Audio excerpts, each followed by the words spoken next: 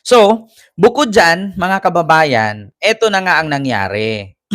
Actually, ako sabi ko nga, hindi ako naniniwala na si Bato ay naaresto. Kasi kailangan ko kasi talaga na lumabas sa media, lumabas sa mainstream media, lumabas sa mga balita para hindi tayo masabihang fake news. Pero mga kababayan, kahina-hinala kasi itong post ni Jamie Bondok. Nako mga kababayan. Ano ba yung post ni Jimmy Bondok? Mga kababayan, yung post kasi ni Jimmy Bondok, mga kababayan, ang sabi niya kasi, ito ang sabi kasi ni Jamie Bondok, mga kababayan, sa kanyang post, ay ito po, so kumbaga parang nag-ano si Jimmy Bondok, mga kababayan. So ito, nakita nyo po, mga kababayan, si Jimmy Bondok sa post ng News 5, so 57 minutes ago, post ng News 5 na bad news. So ano nga ba ang ibig sabihin at ano nga ba ang nais na ipahiwatig or iparating ni attorney at singer, songwriter Jimmy Bondok dito sa kanyang post sa kanyang Facebook page? Ang sabi kasi bad news, nagbabala si attorney Jimmy Bondok tungkol sa paparating umanong masamang balita. Hindi binanggit ng abogado kung tungkol saan ang kaniyang social media post, pero umuugong ngayon ang ulat na inaresto na ang kaniyang kapartido na si Senator Bato de la Rosa. Sa ngayon, wala pang impormasyon ang Philippine National Police at Department of Justice or DOJ para kumpirmahin ang ulat na ito. Bad news is coming. Pre-hard that it is not true for the good of the nation. So, ang sabi ni Jimmy Bondok, mga kababayan, bad news is coming. So, magdasal, no? Sana hindi daw totoo for the good of the nation. So, alam na. So, dito mga kababayan, nakikiusyoso lang din si Jimmy Bondok. Parang tayo lang din yan. So, para sa akin mga kababayan, sana itong mga kumakalat na isyong naaresto si Bato ay sana totoo. Kasi kapag hindi ito totoo, tapos ang mangyari ay next month or next month, aresto na naman, hindi na maniniwala ang tao. Kasi alam nyo naman mga kababayan na pag sinabing inaresto si Bato, so syempre ang media magkakagulo, doon po focus kay Bato, tapos magugulat tayo, tumakas na pala. 'Di ba? 'Di ba?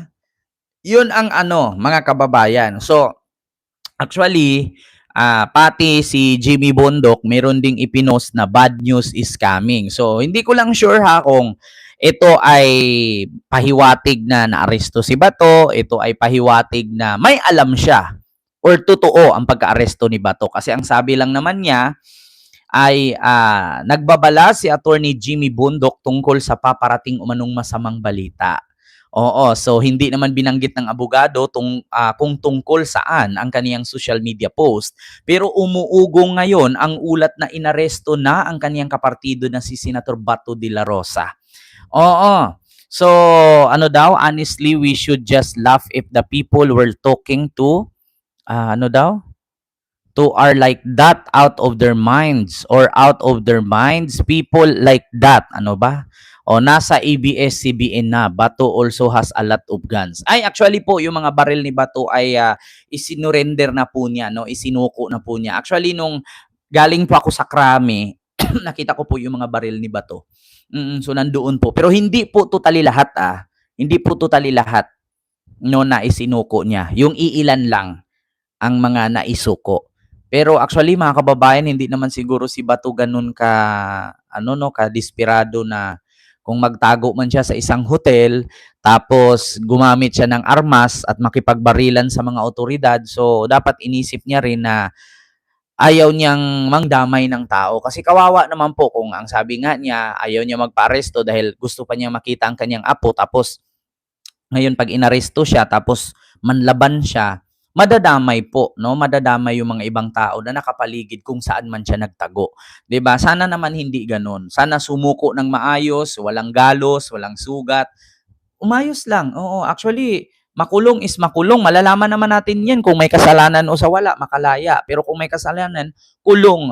Mabibisita rin naman yan. O kahit once in a year, twice a year. So mabibisita pa rin yan. At saka sabi nga ni Robin Padilla, hindi naman siya pababayaan ni Robin. Mga kababayan, Ma'am Lydia de la Piña kay Sir Ken Rilo po. Hindi naman siya pabayaan ni Robin kasi ang sabi nga ni Robin, kung ikulong niyo si Bato, sasama ako. Total, sanay naman daw siya sa kulungan at masarap daw ang pagkain sa kulungan eh. Kung naalala nyo nga, yung mga katikati ni Digong. Uy, bad news may nangyari kay Digong mga kababayan. Tinubuan ng kurikong. Ha?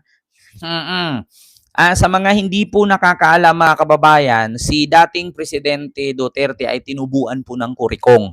No? At nagpapasalamat nga ang kanyang anak na si Sara Duterte na nawala na yung kurikong na tumubo dahil ito'y nagamot nga ng ICC tawag dito ICC medical team, no? So nagamot at naagapan itong kurikong ni Digong. Oy, masamang balita 'yun ha. Totoo po 'yun ha, totoo po 'yun na si Digong po ay tinubuan ng kurikong. No, kasi hindi na po siya naiinitan, tapos hindi po siya lumalabas, lagi na lang siyang naka-jacket no, nangangamoy banig na po siya. Nangangamoy kulob na siya sa loob. Halos ayaw nga daw buksan ang bintana kasi napakainit sa Europe pero si Digong nanginginig sa lamig. Sabagay aircon nga naman sa loob. So, tinubuan po siya ng kurikong. So, ang nangyari mga kababayan, totoo po 'yan.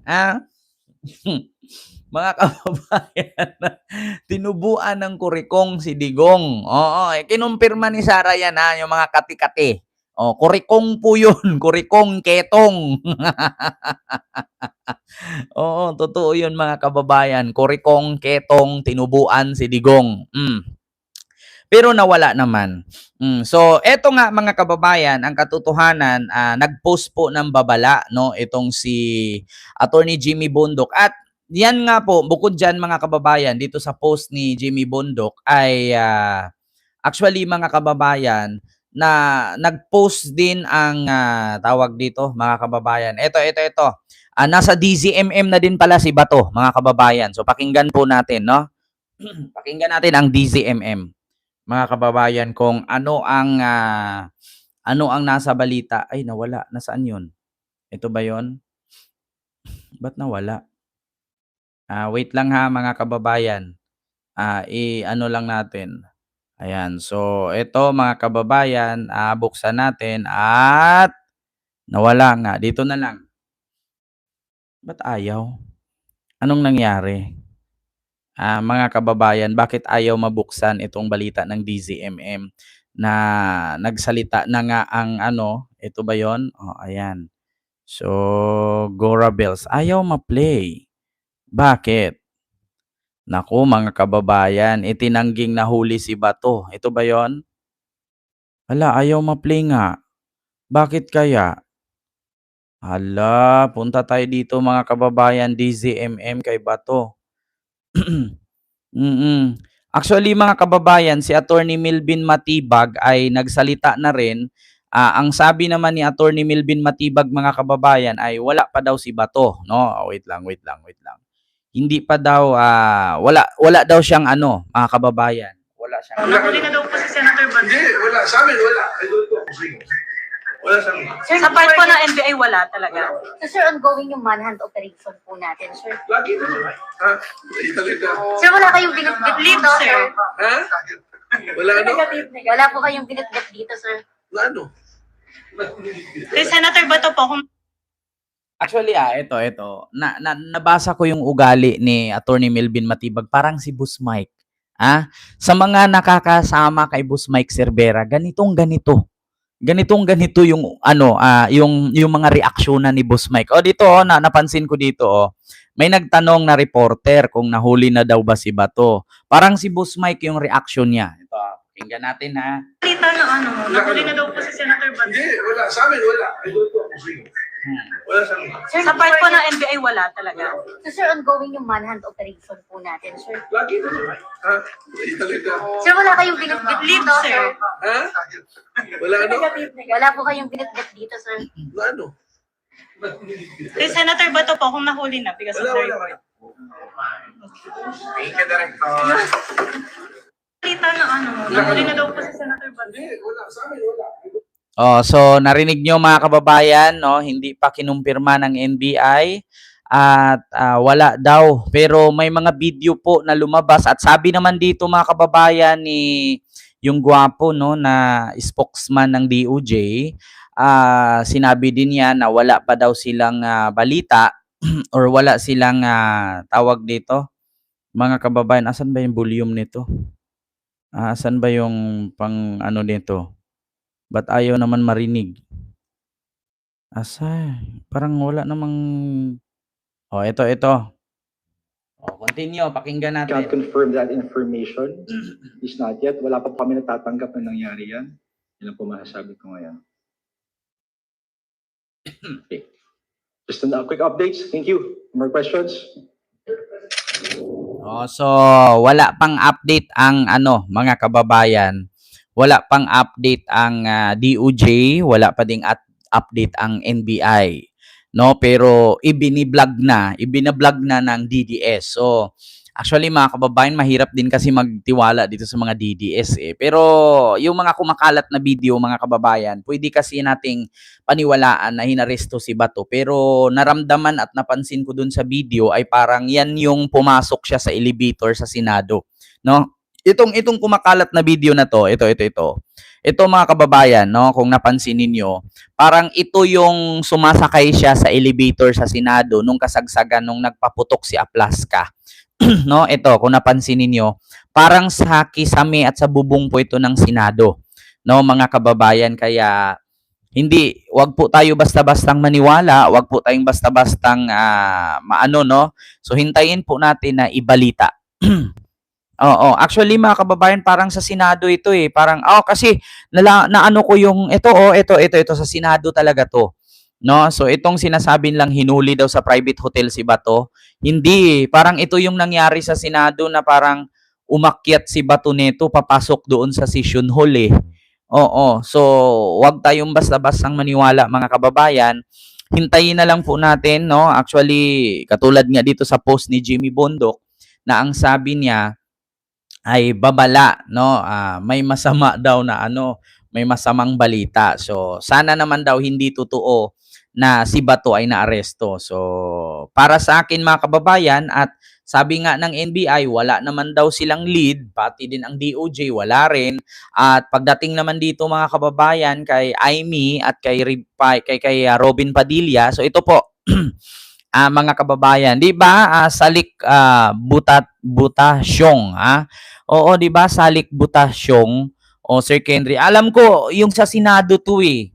Oo, yung inaresto ay yung maraming tao na sumakay siya sa elevator kasama si Robin, tapos pumasok siya sa sa session hall habang hinahabol siya sa may hagdanan, nagkasugat-sugat yung kamay niya. Yun eh. Oo. So ito mga kababayan, dito naman Senator Bato nahuli na. May question mark ha. So ang nakalagay, wala umanong impormasyon sina Senator Aimee Marcos at Senator Robin Padilla kaugnay sa kumakalat na ulat na naaresto na si Bato de la Rosa na kasamahan nila sa minority bloc. Wala rin umanong natanggap na ulat ang Philippine National Police or PNP kaugnay sa dito ayon kay Interior Secretary DILG Secretary June B. Crimulia, nahaharap si De La Rosa sa arrest warrant ng International Criminal Court dahil sa umano'y crimes against humanity of murder. So, Senator Aimee Marcos and Senator Robin Padilla, wala raw impormasyon kung naaresto si Senator Bato de la Rosa. So, malalaman natin yan mga kababayan kung totoo man yan. So, sa ngayon, mahirap, no? Mahirap po mga kababayan. Tsaka marami ng marami ng mga post kasi mga kababayan. Ayan, ito pa nga post ng Billionaire News Channel patungkol kay Jimmy Bondok na bad news is coming. Ayan, so pray hard that it's not true for the good of the nation. Oo. So sana daw hindi totoo na naaresto si Bato. Yun ang post ni Jimmy Bondok. So